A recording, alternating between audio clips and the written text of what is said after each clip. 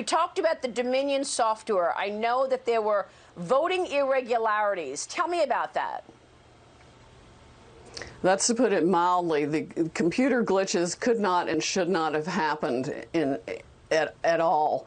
That is where the fraud took place, where they were flipping votes in the computer system or adding votes that did not exist.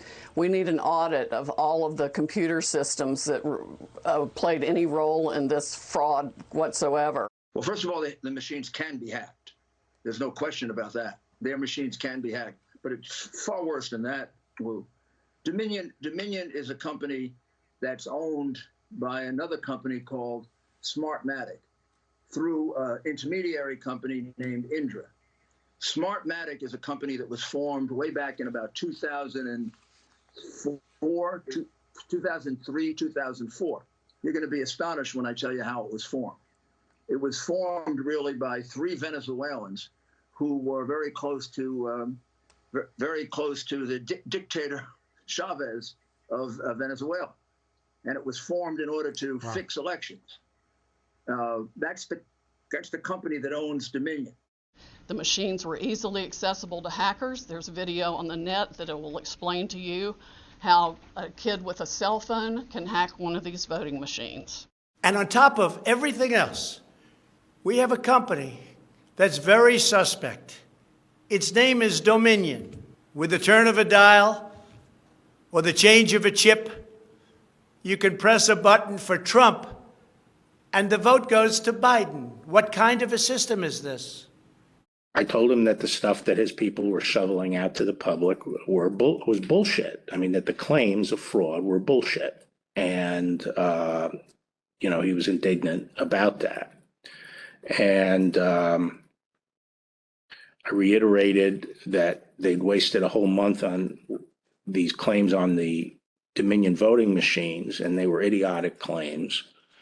I specifically raised the Dominion voting machines, which I found to be among the most disturbing allegations, disturbing in the sense that I saw absolutely zero basis for the allegations, but they were made in such a sensational way that they obviously were influencing a lot of people, members of the public, that there was this systemic corruption in the system and that their votes didn't count and that these machines controlled by somebody else were actually determining it, which was complete nonsense. And it was being laid out there. And I told them that it was crazy stuff and they were wasting their time on that. And it was doing a grave disservice to the country. In addition, there is the deeply troubling matter of Dominion voting systems. In just one Michigan county alone, 6,000 votes were switched from Trump to Biden, and the same system was used throughout a majority of the United States.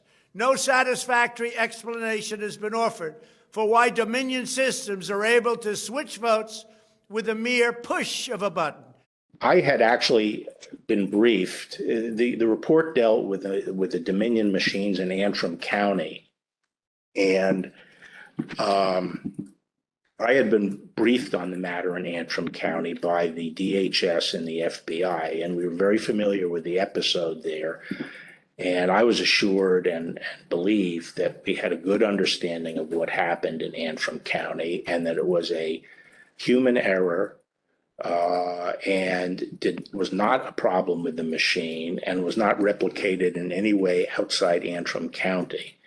And in fact, the person who made the error was a Republican clerk, and Antrim was a Republican county that Trump won handily. And so I knew that the problem in Antrim was not a problem with the Dominion machines. 186,000 votes come in at once, all for Joe Biden. That's like flipping a coin 186,000 times and it lands on heads every time. That does not happen. There is no reasonable explanation for the upshoots, the straight lines up. I'm not even talking about an angle. I'm talking about some massive straight lines up in the vote tallies in the middle of the night after they've supposedly stopped counting. And that's when the Dominion operators went in and injected votes and changed the whole system. We took Sidney Powell seriously. We had no intention of fighting with her. We've always respected her work. We simply wanted to see the details. How could you not want to see them? So we invited Sidney Powell on the show. We would have given her the whole hour. We would have given her the entire week, actually, and listened quietly the whole time at rapt attention. That's a big story. But she never sent us any evidence, despite a lot of requests, polite requests, not a page. When we kept pressing, she got angry and told us to stop contacting her. When we checked with others around the Trump campaign, people in positions of authority, they told us Powell has never given them any evidence either, nor did she provide any today at the press conference.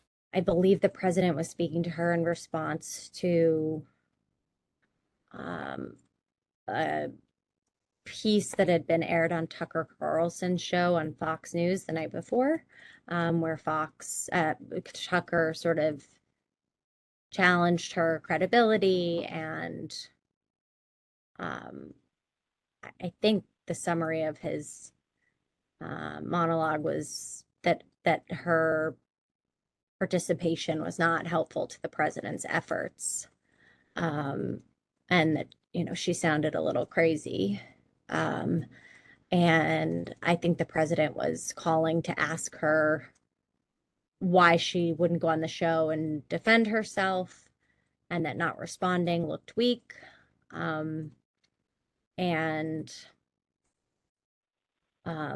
You know, simultaneously, while he was having the conversation with her, when she would respond, he would put the phone on mute and, you know, kind of acknowledge to myself and to Dan Scavino that her theories, the way she articulated them, did sound crazy.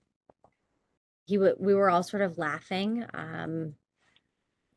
you know, because it just does sound so unbelievable when you're talking about a theory that incorporates the Iranians, the Venezuelans, potentially the Chinese,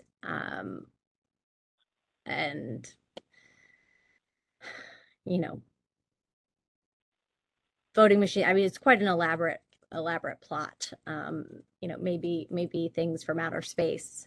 And it just sounds satellites ridiculous. And I was relieved that the president found it to be humorous and not and wasn't taking it seriously.